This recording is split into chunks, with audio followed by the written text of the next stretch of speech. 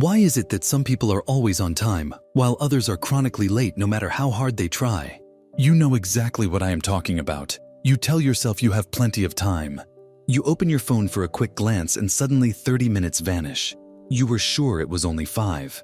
Now you are rushing, stressed, and already behind. Here is the brutal truth. This is not about discipline or motivation. It is about how your brain distorts the perception of time itself.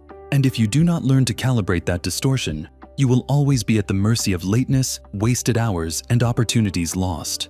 The protocol we are about to install gives you control over your inner timer, turning time from an enemy into an ally. Because the difference between people who dominate their schedule and people who are controlled by it is not self-control, it is calibration. Your brain is like a clock with gears that drift out of sync. Today, we are going to reset those gears. First, let us uncover the leak. Neuroscience shows that humans are terrible at tracking time internally. Your perception of time is not a stopwatch. It is a construct, constantly influenced by emotional state, attention, and even breathing patterns. When you are bored or anxious, time drags. When you are hyperstimulated, time collapses and hours disappear without warning. That means lateness is not laziness. It is the predictable outcome of an uncalibrated inner timer. The high performers you admire are not inherently more disciplined. They have simply installed external markers that keep their internal clock aligned with reality. This is exactly what you are about to learn. The Neuro-Timer protocol, a set of practical micro-techniques to recalibrate your brain's perception of time and prevent drift. Step 1 is awareness.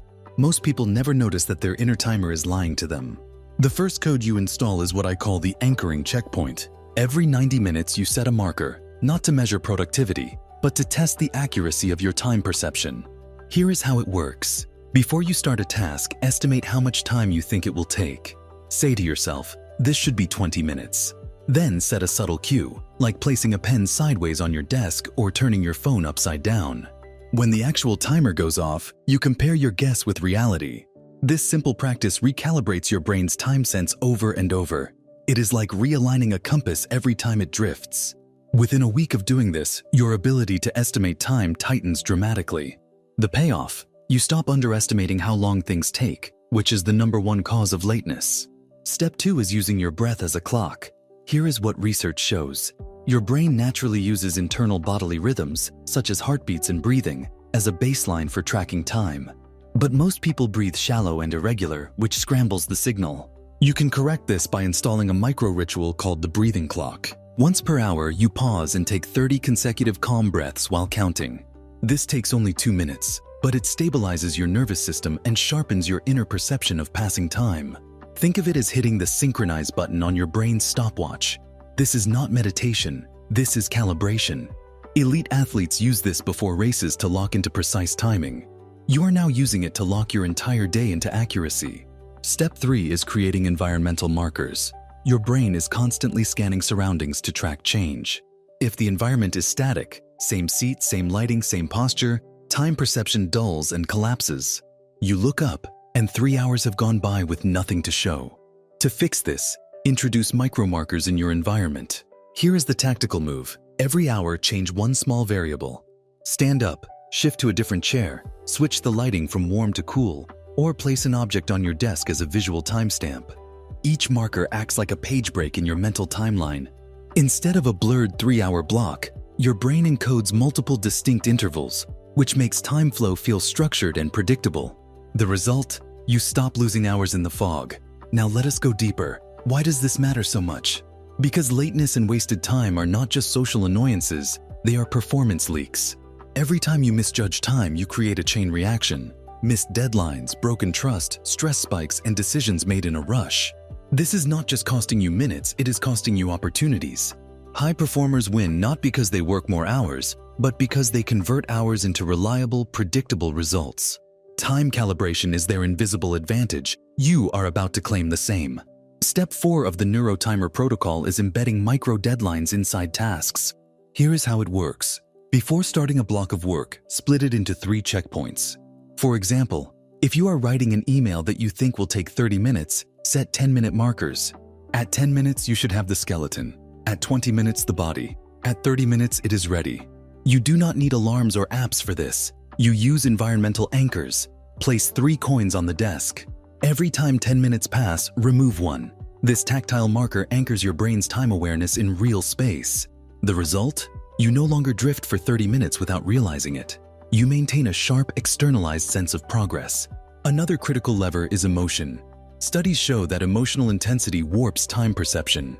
High stress compresses time. You look up and an hour is gone. Low stimulation stretches time. You feel every minute dragging.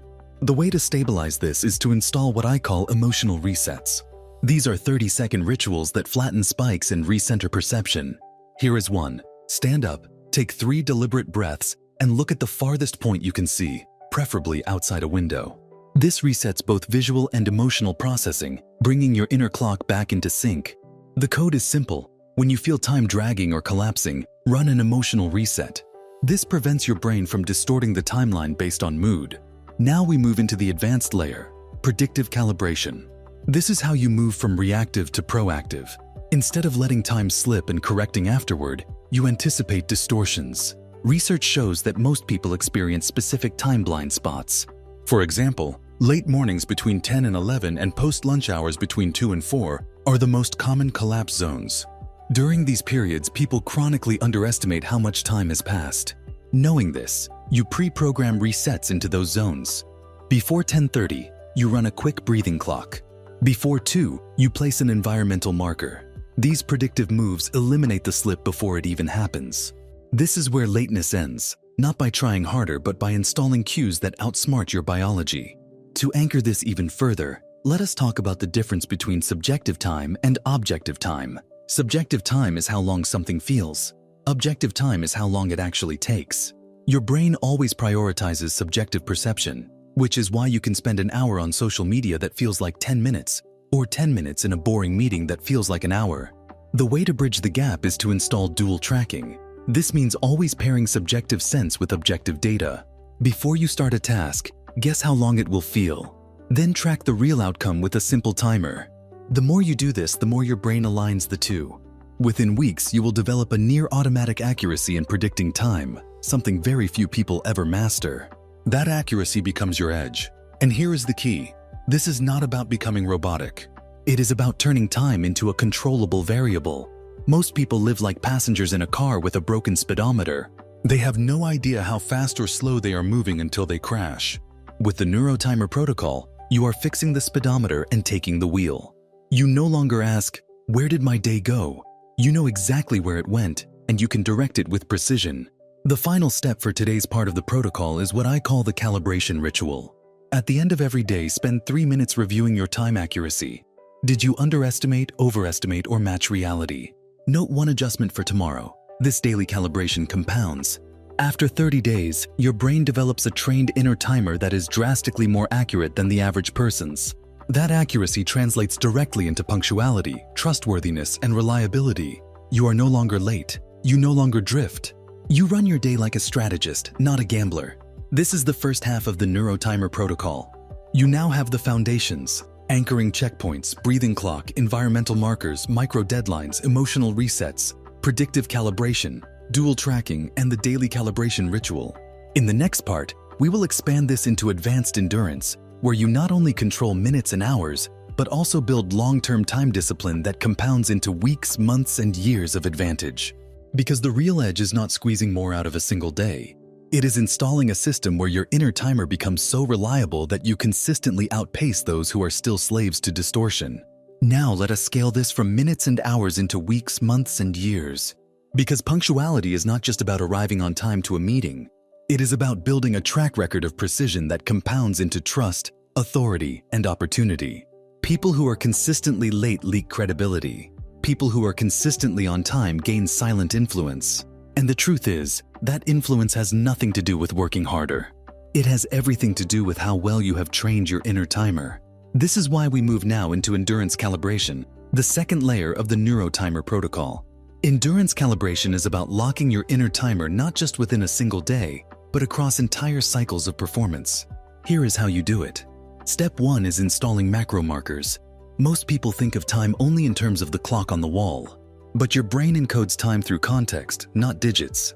That means you must create repeating environmental anchors that signal to your brain the start, midpoint, and end of each work cycle. For example, Always starting your deep work session with a specific sound, like the click of a timer or a short piece of music, conditions your nervous system to recognize that block as a defined interval. Ending with a deliberate reset, like standing, stretching, and placing your notebook closed on the desk, marks the end. By repeating this every day, you carve consistent grooves into your brain's time perception. Over weeks, this builds a rock-solid inner sense of how long 90 minutes feels, independent of external clocks. That calibration is what prevents both drift and delay. Step 2 is what I call temporal stacking. Here is the principle. Your brain's sense of time can be trained to anticipate the future by stacking consistent patterns. Let us break it down. When you run 2 calibrated 90-minute blocks in the morning every day, your system starts predicting them unconsciously. The result is that your time sense becomes self-reinforcing. You no longer wonder how long you have left. You feel it. By the last 20 minutes of the block, your brain signals the approaching end naturally, without alarms. This predictive accuracy is what allows elite performers to land projects on time while others scramble at the last minute. To install temporal stacking, you must run the same schedule for at least 10 consecutive days. That consistency is what ingrains the calibration. Step 3 is micro-rehearsal. This is a technique most people have never even heard of.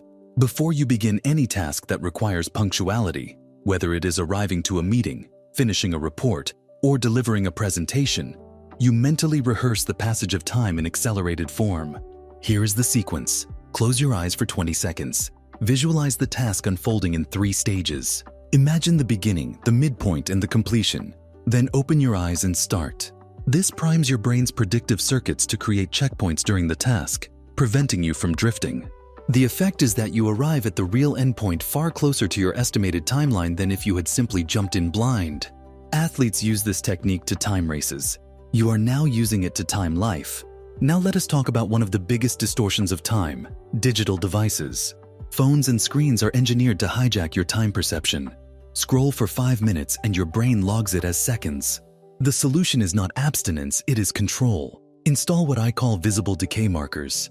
Instead of scrolling on a phone that shows endless feeds, use a device or app that provides visible progress, like a bar filling or a timer counting up in plain sight. Your brain anchors to visible change, which reinserts time awareness into the process. The result? You no longer lose half an hour to invisible drift. You feel every passing minute. That awareness is the difference between being late unconsciously and finishing deliberately. Another advanced tactic is time dilation training. Here is the concept. Your brain perceives time differently depending on the level of novelty in your experience. That is why new experiences feel long and memorable while routines blur into nothing. You can use this to your advantage by deliberately injecting novelty into long workdays. Every 2 to 3 hours, switch locations, tools, or even the order of tasks. These small shifts trick your brain into encoding the day as multiple distinct intervals instead of one long blur. The effect is powerful. At the end of the day, instead of wondering where the hours went, you can recall them clearly, and that clarity reinforces your inner timer's accuracy. In simple terms, novelty stretches your perception, making you feel in control of time instead of a passenger. Step 4 is synchronization. High performers do not just rely on their own inner timer. They synchronize it with external markers that act as calibration points. Here is how you do it. Choose one external clock, a wall clock, a watch, or a single app, and use only that for reference. The mistake most people make is constantly checking multiple devices with slightly different times. That inconsistency erodes calibration. By syncing with one source and glancing at it consistently, you train your inner timer to align with a fixed external anchor. Over time, your estimates of passing minutes and hours become almost indistinguishable from reality.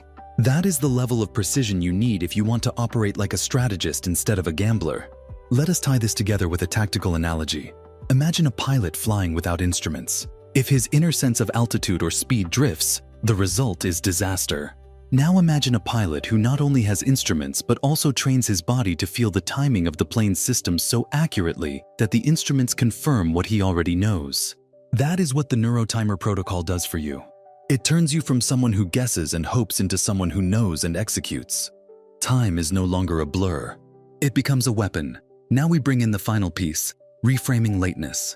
Right now, when you are late, you likely interpret it as a moral failure. You beat yourself up. You call it laziness. That is the wrong frame. Lateness is simply data.